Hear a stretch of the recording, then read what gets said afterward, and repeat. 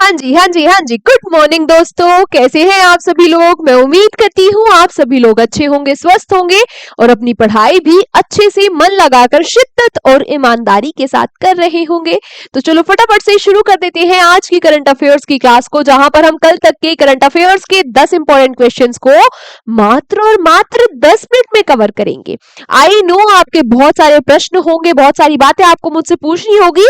सारी बातें करेंगे क्लास के बाद। पहले अपने क्वेश्चंस कर लेते हैं अच्छे से, बिल्कुल शांत दिमाग से। सारे जवाब आपको मिल जाएंगे, पिछली क्लासेस के बारे में सब अपडेट आपको मिल जाएगी। तो चलो पहले कर लेते हैं आज का काम पूरा। पहला प्रश्न आपसे क्या पूछ रहा है कि recently according to the May 2026 update what is India's rank in Henley passport index. आप लोगों से पूछा गया कि अभी हाल ही में मई 2026 की जो लेटेस्ट अपडेट आई है, इसके अकॉर्डिंग भारत की क्या रैंक है हेनली पासपोर्ट इंडेक्स में। तो देखो, भारत की रैंक से पहले मैं आपको बता दूं थोड़ी सी बातें हेनली पासपोर्ट इंडेक्स के बारे में। ये जो इंडेक्स है ये क्वार्टरली रिलीज होता है, हर क्वार्टर में नया हेनले पासपोर्ट इंडेक्स आता है, सारी रैंक्स बदल जाती है। अच्छा, इसमें 99 डेस्टिनेशन या 99 जो पासपोर्ट्स हैं, 99 कंट्रीज के जो पासपोर्ट्स हैं उनको रैंक किया जाता है। किस आधार पर किया जाता है? तो इस आधार पर किया जाता है कि भाई किस देश के पासपोर्ट को कितने देशों में वीजा फ्री एंट्री मिल रही है, उस आधार पर ही उनको रैंक दी जाती है। अब बात कर लेते हैं कि इसमें भारत की क्या रैंक आई। तो इसमें भारत की रैंक आई है इस क्वार्टर में 78। अच्छा, इस क्वार्टर में 78 है, तो पिछले क्वार्टर में क्या थी? तो लास्ट क्वार्टर में थी भारत की रैंक 75। ठीक है, अब यहां पर आपको ये प्रश्न मुझसे पूछना चाहिए कि अभी आपने बताया कि कितनी देश में वीजा फ्री एंट्री मिलती है, उस आधार पर रैंक दी जाती है। तो भारत की रैंक 78 आई, तो भारत को कितने देशों में वीजा फ्री एंट्री मिलती है? आप मुझसे पूछ लो, नहीं तो एग्जामिनर आपसे पूछ लेगा, है ना। चलो मैं ही बता देती हूं एग्जामिनर के पूछने से पहले।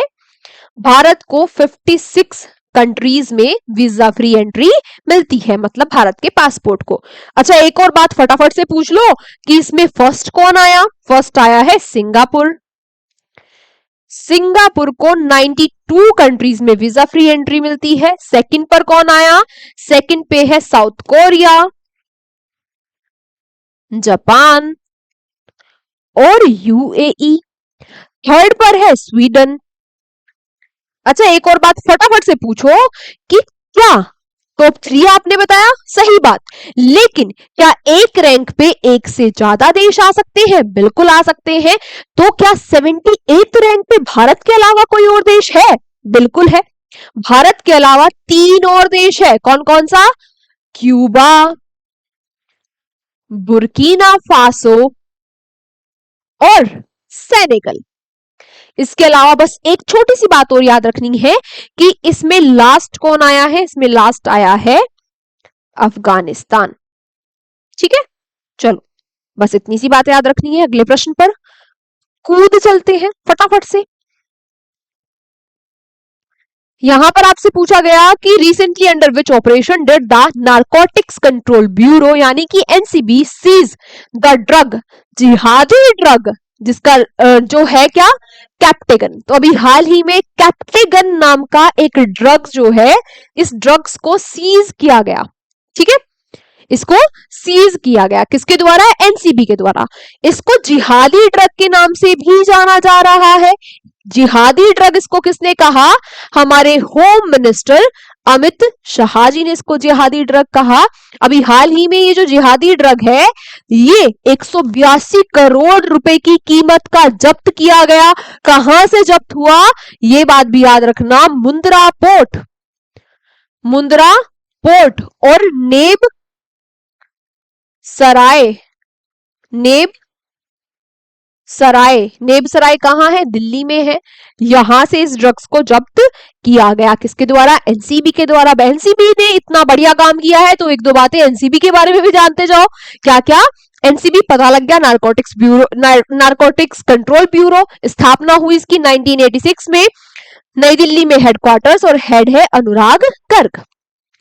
Recently, with which country has India signed an agreement for long-term LPG supply? लंबे समय तक LPG सप्लाई के लिए अभी हाल ही में भारत ने किस देश के साथ समझौता किया है? आप सभी लोगों को भली बात ही पता होगा कि जब से ईरान और यूएसए की एक घमासान चल रही है, तब से भाई LPG ले लो, है ना, क्रूड ऑयल ले लो, सब पर आग बरस रही है। तो अभी यूएई के साथ लंबे समय तक की पार्टनरशिप यानी समझौता किया है भारत ने, किसके साथ? यूएई के साथ, है ना, किसके साथ? यूएई के साथ। यहां पर एक बात याद रखना, एलपीजी होता है लिक्विफाइड पेट्रोलियम गैस, क्योंकि एग्जाम में आपसे कैसे पूछेगा कि एलपीजी में एल स्टैंड्स फॉर, तो एल स्टैंड्स फॉर लिक्विफाइड, ठीक है। इसके अलावा Abu Dhabi, Abu Dhabi capital है यूएई की, दुबई नहीं है। दुबई एक बहुत ही फेमस शहर है यूएई का, कैपिटल है अबू धाबी। चलो, फिर आपसे पूछा गया कि recently by which organization has project Saksham been launched?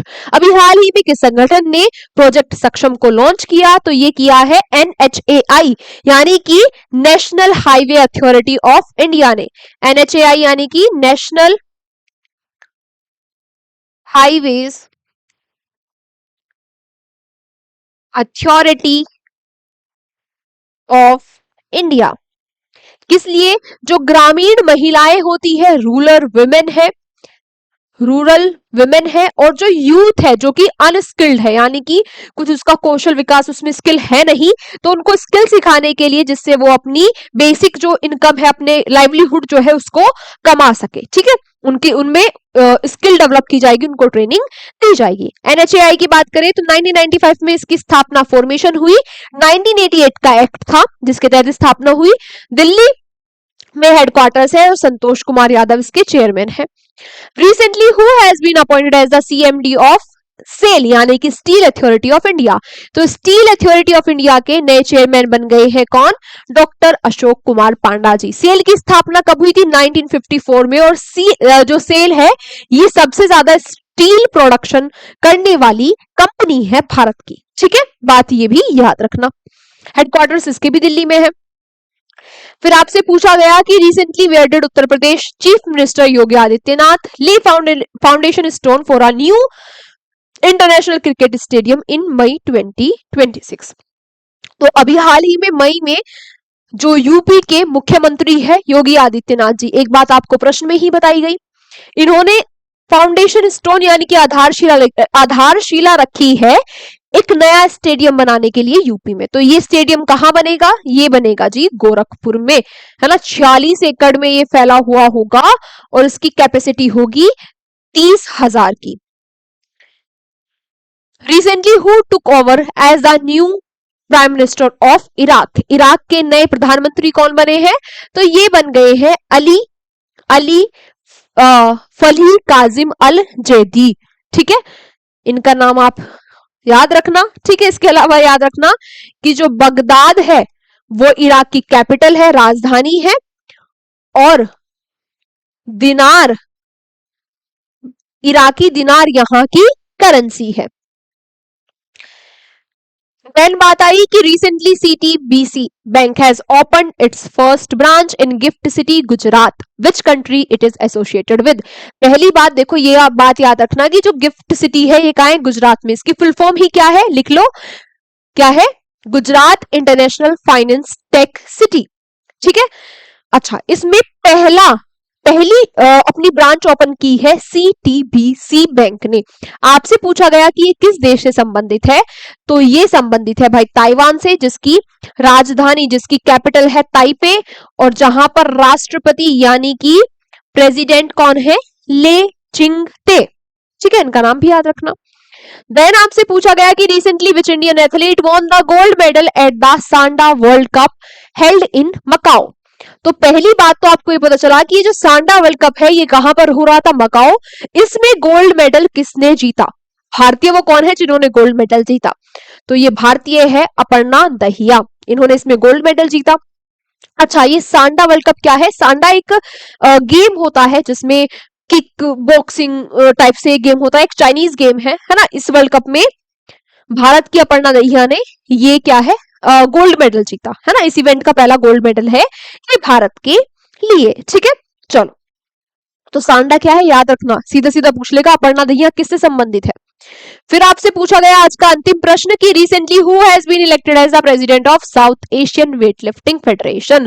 तो दक्षिण एशियाई भारोत्तोलन महासंघ के अध्यक्ष के रूप में किसको चुना गया है? सहदेव यादव जी को। आज की क्लास हमारी यही तक थी। Thank you so much everyone class में अंत तक बने रहने के लिए। हाँ, जवाब मिलेंगे।